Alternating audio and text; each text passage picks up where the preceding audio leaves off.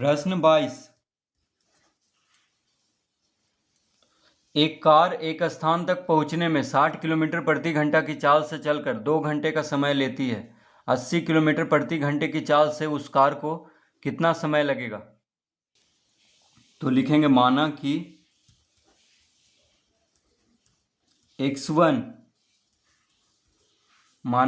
x1 बराबर 60 kilometre प्रति घंटा। तो x1 बराबर हम क्या लिख लेंगे, क्या मान लेंगे? 60 किलोमीटर प्रति घंटा, यानी चाल कितना है? 60 किलोमीटर प्रति घंटा।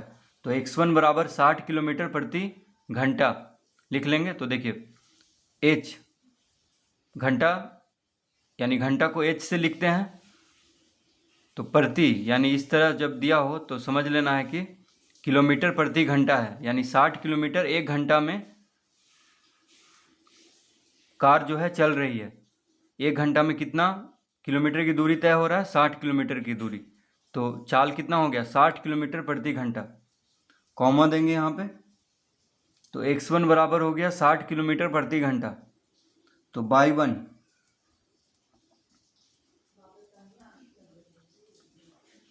y1 बराबर, अब देखिए 60 किलोमीटर प्रति घंटा से की चाल से चलकर 2 घंटे का समय लेती है, यानी एक कार जो है एक स्थान तक पहुंचने में, ठीक है, मान लीजिए कि गया से पटना जाने में 2 घंटे का समय लेती है, 60 किलोमीटर प्रति घंटा की रफ्तार से चलती है। तो ठीक है, तो समय कितना लग रहा है? 2 घंटा, 2 घंटे, ठीक है, यानी गया से पटना जाने में 2 घंटे का समय लग रहा है 60 किलोमीटर प्रति घंटा की चाल से चल करके। यह मान करके इस तरह चलेंगे। अब x2 अब कह रहा है 80 किलोमीटर प्रति घंटा की चाल से चलकर उस कार को कितना समय लगेगा? तो कितना दिया हुआ है चाल? अब 80 किलोमीटर प्रति घंटा, कॉमा देंगे, और y2 हमें निकालना है कि कितना समय लगेगा, ये निकालना है। तो देखिए एक कार एक स्थान तक पहुंचने में, मान लेते हैं हम वह स्थान है पटना और गया से जा रहे हैं, ठीक है, तो गया से पटना जाने में 60 किलोमीटर प्रति घंटा की चाल से उस कार को 2 घंटे का समय लगता है, ठीक है।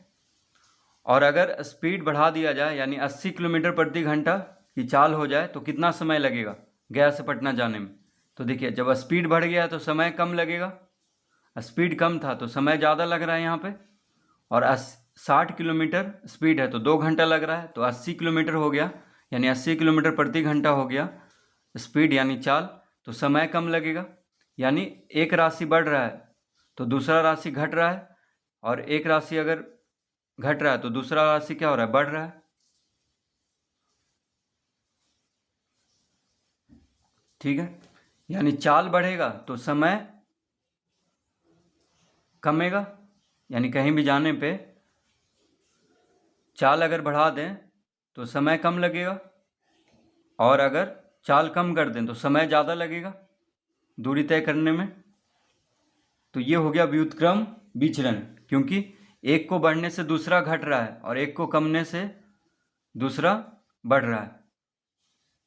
तो लिखेंगे यहाँ पे, तो इसको हम पहले एक बार समझ लेते हैं। तो देखिए x जो है चाल रखना है x में, यानी x1 x2 चाल लिखना है। तो x1 में 60 किलोमीटर प्रति घंटा चाल है और x2 में कितना है? 80 किलोमीटर प्रति घंटा। और y1 y2 में समय लिखना है, तो y1 में 2 घंटा और y2 तो हमें निकालना है, यानी 60 किलोमीटर प्रति घंटा की चाल से 2 घंटे का समय लग रहा है, तो 80 किलोमीटर प्रति घंटा की चाल से कितना समय लगेगा? तो अब हम यहाँ पे लिख लेंगे, यहाँ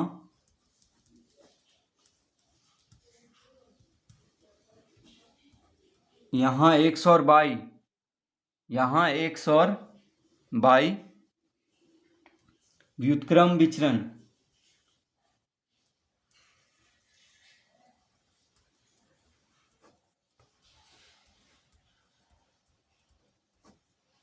यहाँ x और y व्युत्क्रम विचलन में है।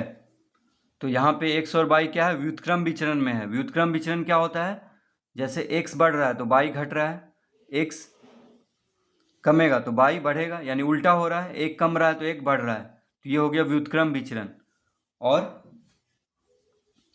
अनुक्रम विचरण में क्या होता था, एक बढ़ने पे दूसरा भी बढ़ता था, लेकिन व्युत्क्रम विचरण में एक बढ़ रहा है तो दूसरा कम रहा है, और एक कम रहा है तो दूसरा बढ़ रहा है, इस तरह, यानी उल्टा हो रहा है यहाँ पे। तो जब व्युत्क्रम विचरण में एक्स और वाई हो तो इसका सूत्र क्या होता है, तो इसका सूत्र होता है x1 y1 बराबर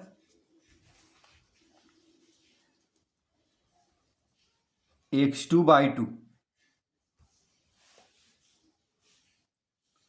तो x और y जब व्युत्क्रम विचरण में है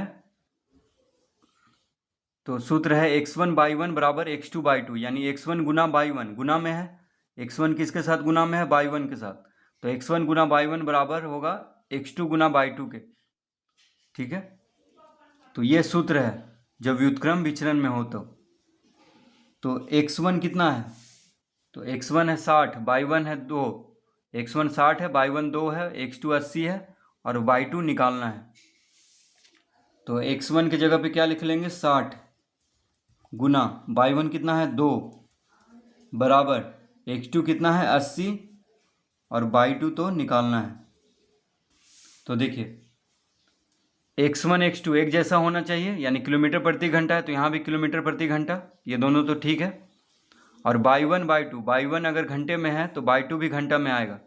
ठीक है, y2 भी घंटा में आएगा, तो इस तरह लिख लेंगे x1 y1, तो x1 गुना y1 यानी 60 गुना 2 बराबर x2 y2, x2 कितना है 80 और y2 निकालना है तो 80 गुना y2। अब y2 बराबर कितना हो जाएगा, तो अतः y2 बराबर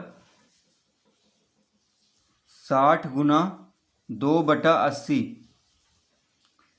तो 80 y2 के साथ गुना में है, 80 जो है y2 के साथ गुना में है। ठीक है, बराबर के दायां तरफ, तो 80 को बायां तरफ भेजेंगे तो भागम हो जाएगा, यानी 60 गुना 2/80 लिख लेंगे। तो y2 बराबर क्या हो गया, y2 बराबर हो जाएगा 60 गुना 2/80, यानी 80 गुना में है y2 के साथ, तो 80 को इधर भेजने पे भाग में हो जाएगा, यानी y2 बराबर हो जाएगा 60 गुना 2/80। तो इसको काट लेंगे, तो एक शून्य से एक शून्य कट गया, 2 चौक 8 काट लेंगे। ठीक है, देखिए एक शून्य से एक शून्य कट गया, 2 चौक 8, 2 चौके 8। अब देखिए 2 से कट रहा है, 2 दूना 4, 2 तिया 6, यानी कितना आ गया 3/2।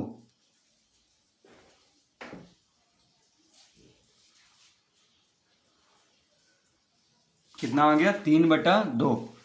तो 3 को 2 से भाग दे देंगे, 3 को 2 से भाग दे देंगे तो कितना हो जाएगा, तो बराबर हो जाएगा 3 को 2 से भाग देंगे तो 2 गुना 1 2, 1 बचेगा शेष, तो शेष को यहाँ पे लिख देंगे, और 2 जिससे भाग दे रहे थे उसको यहाँ पे, यानी 1.1/2 घंटे। इसका उत्तर कितना आएगा 1.1/2 घंटे। तो इसका मतलब हुआ कि अगर कार जो है 80 किलोमीटर प्रति घंटा की रफ्तार से चलेगा तो उसको 1.5 घंटे का समय लगेगा। पहले कितना लग रहा था, 2 घंटे का समय लग रहा था। देखिए 60 किलोमीटर प्रति घंटा की चाल से चलने में 2 घंटे का समय लग रहा है, तो 80 किलोमीटर प्रति घंटे की चाल से चलने में उसको कितना लगेगा 1.5 घंटे, यानी आधा घंटा उसको कम लगेगा। तो इस तरह से इसको हल करेंगे।